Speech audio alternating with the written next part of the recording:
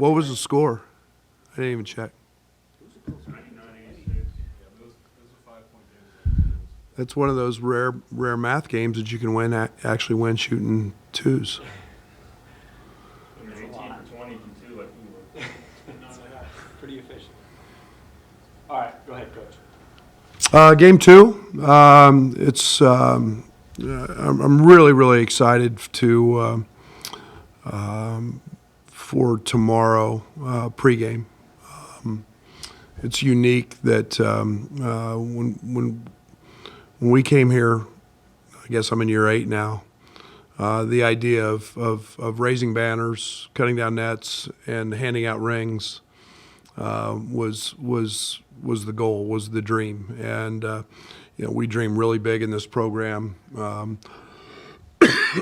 Again, I apologize for the cough, but tomorrow night is the celebration of the season that we had, the third most wins in school history, an Elite 8 run, Big Ten championship. And to celebrate that team and all the great things that our fans, our coaches, our staff got to enjoy about watching that team play. And it didn't quite end where we wanted it to, but we get to raise a banner, we get to hand out rings. Unfortunately, we've got guys with pro careers that are still playing that won't be here to celebrate that. But we'll make sure they all get the video, they all get their rings, and tomorrow to me is about the fans and the great thanks that we have and the appreciation that we have. I've said many times, this is where this program belongs.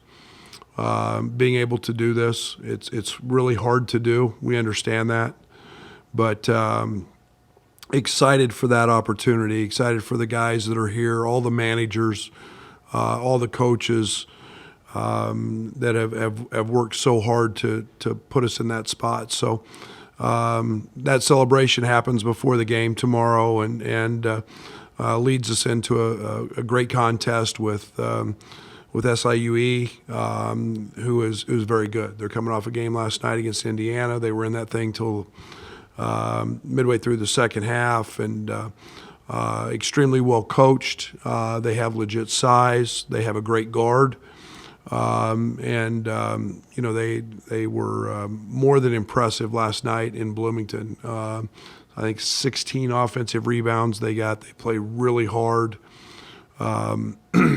So we've got to grow from the first game in some areas, and we'll expect for them to challenge us on the glass. Their physicality, big, they've got size. Got a couple of JUCO kids that were at Barton County, which won a national championship. They know how to win. They've got size on the perimeter. As well, and they can play be 6'9" at the 3. So excited about the challenge, and they're extremely well coached, and we'll have to play well. Coach, after game one, do you feel like you're ahead of the curve a little bit in terms of identifying roles and execution, all that kind of stuff, or is it going to take a few games, just because it is an all-new team? No, I think we're about where I thought we would be. I think we're still, I think we've got some decisions and choices. I don't want to say decisions, choices that we can make on the front court. I think we can see us playing bigger a little bit at times. I think you could see Merez and Tommy, and I think you could see Kerry and Ben together, different combinations based on what the defense gives us. So I think we've got some things there. We played a little smaller at times in the Eastern game based on their lineup. We slid Trey down to the 4. But again, I think it's game by game, and we'll kind of feel that out yet as we still continue to define roles. How much confidence do you have in Tommy right now? It seems like he just opens up so many different options for you guys offensively. Yeah, I mean, Tommy was a couple of threes away from having just a stellar night, and The thing Tommy does is he can elevate with passing. He's been one of our best 3-point shooters statistically throughout practice. If he gets 6 of them, if he gets 10 of them, if he gets 12 of them, I'm all in. I think he's gonna make them. I think it allows us to space him in corners based on matchups, and then you saw what he can do in a post. Against double teams, had a couple of nice assists and nice passes, and his versatility on that end is a tremendous plus. But again, he's going to see legit size tomorrow night, which he did not see the first night. Did Draven make defensive improvements throughout the year, and that's why his minutes went up at the end of the year, or did he make a big leap in that regard this offseason? Both. Draven had maybe, and I'm not trying to be critical of him, Draven hit a freshman slump in January last year. He was just struggling, and he buried his nose into work and kept working. The problem we had with Draven was his hands. He was reaching. He was in foul trouble on a team that didn't foul very much. He was hurting our team because of his fouls, and therefore he was trying to be physical. He was almost trying too hard, and then something clicked a little bit later in the season, and he just got. I think he started to believe in the weight room. He could chest people and not have to reach, and then he's continued that, and he's very strong. He's anticipating better. He understands coverages better. So that freshman to sophomore thing is very true as well. Brad, with Tommy, his ability to facilitate and do all the things you talked about offensively, but it doesn't seem like he would give up much on the defensive end, given he's 7'1" and can play around the rim. Does that remind you of anything you've had in the past, and what's that allow for you to do? I don't know if we've had anybody like him. Maybe go back to Georgie a little bit in terms of, but he's so much bigger than Georgie. But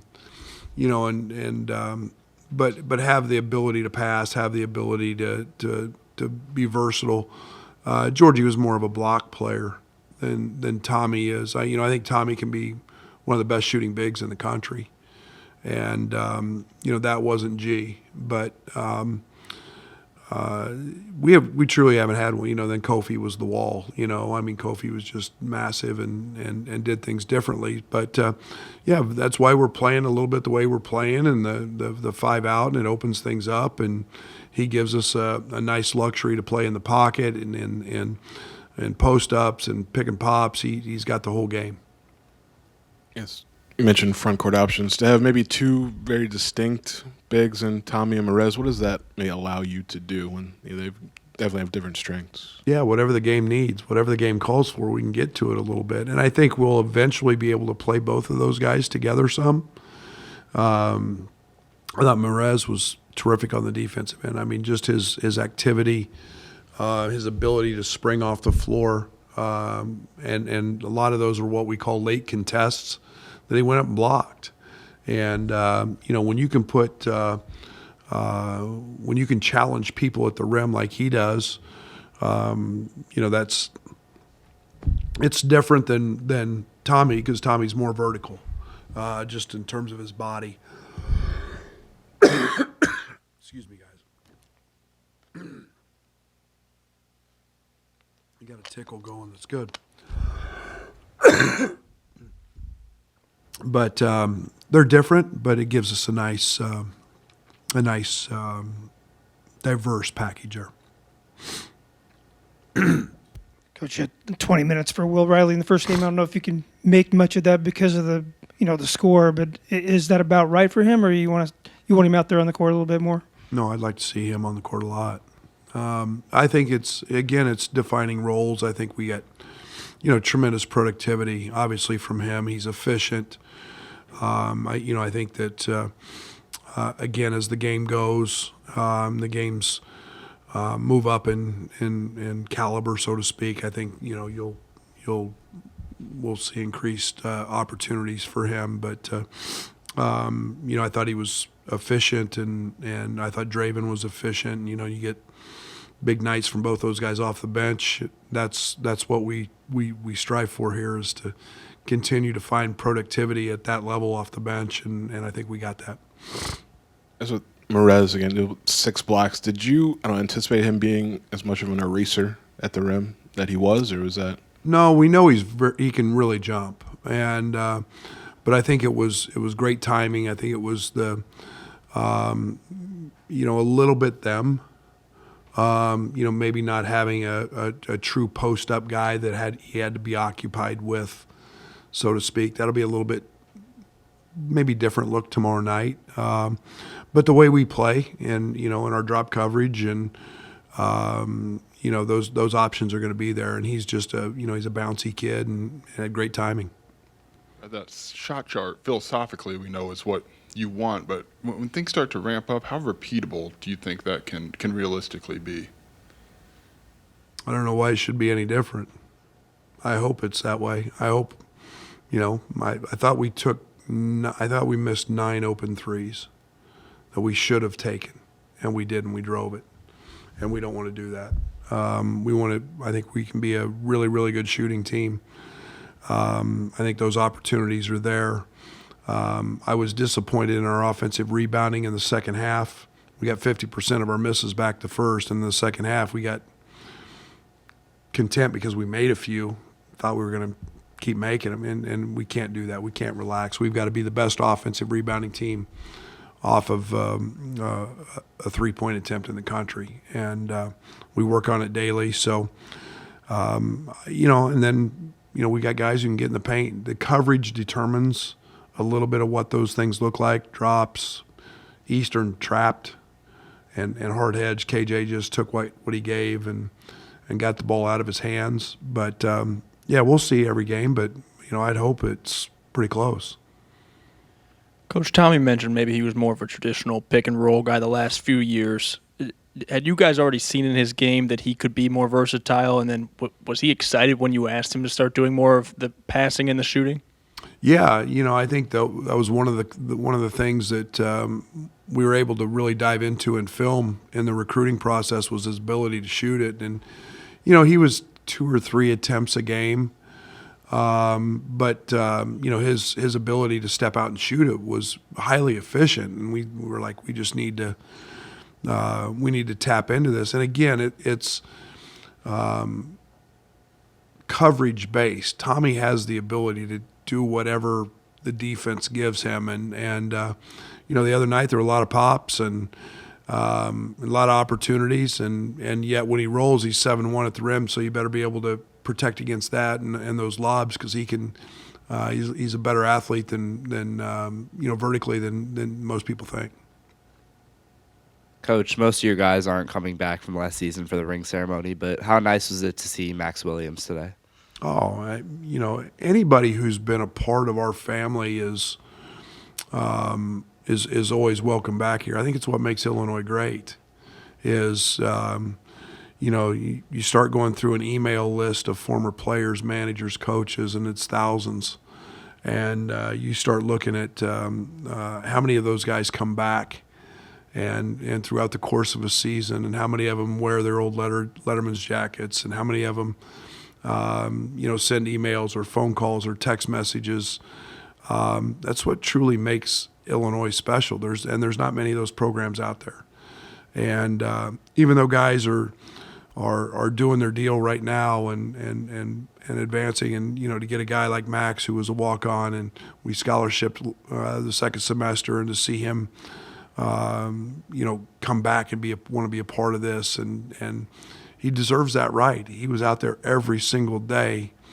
We didn't see him on the court, but he was out there making guys better and fighting Marcus Domosk every day in booty ball and guarding Terrence Shannon, and there's tremendous value in that. So, my hat's off to Max, and what a wonderful young man, and he deserves the opportunity to be recognized and wear that ring.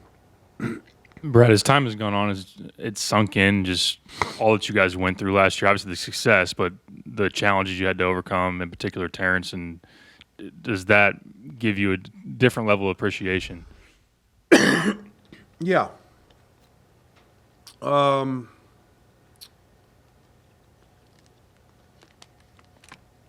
maturity of that group was really special.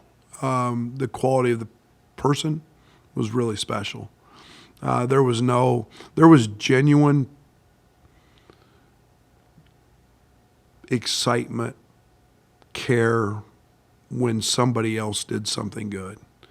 And it didn't matter if it was Marcus getting his one night or Coleman getting his or whoever it was. There was excitement for that, and that permeated through that locker room. And you go a man down in Terrence's situation, and they didn't blink.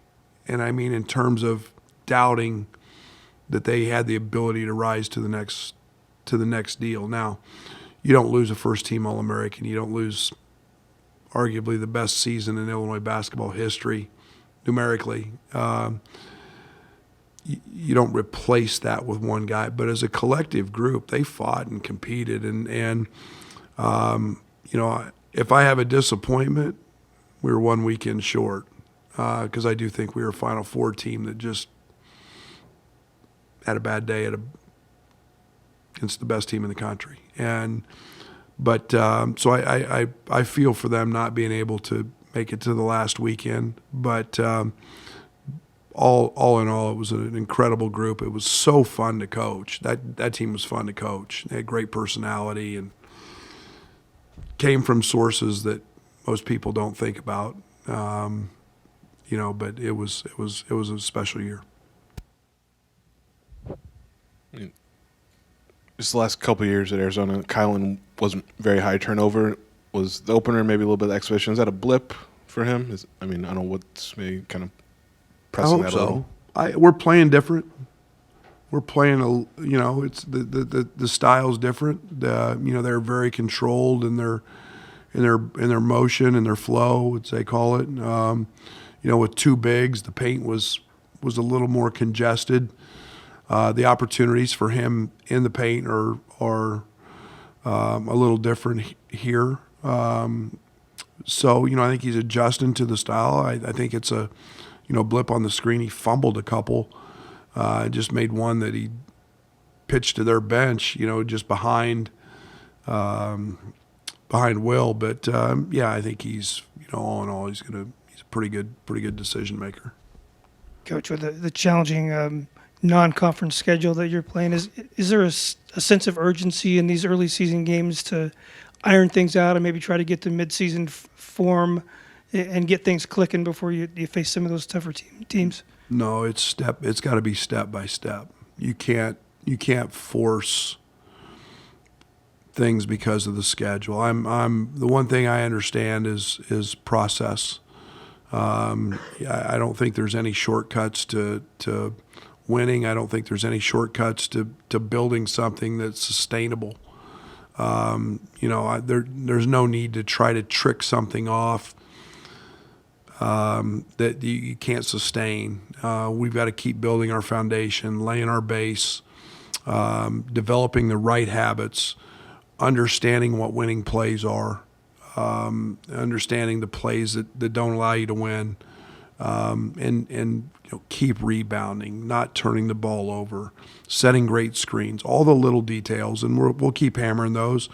We're going to have to do those whether it's Alabama, Arkansas, Oakland, SIUE, or anybody in our league. And I think this team as they continue to find themselves will continue to grow, because I think confidence happens with sustainability and with growth. Will the squirt gun be out there during the ceremony? And have you retired that one for that specific year, or is it going to be the same maybe going forward? I don't know if my family and I'll have one of my daughters here. I don't know if they could stand to see me with my shirt off again. The squirt gun itself, in a pregame deal, may not be the right look. But I can tell you, I will have my shirt on, and I will have no squirt gun. The Super Soaker is safe, though. So we're just looking for the more improved and high-powered one, for when the time is right. Thanks, guys.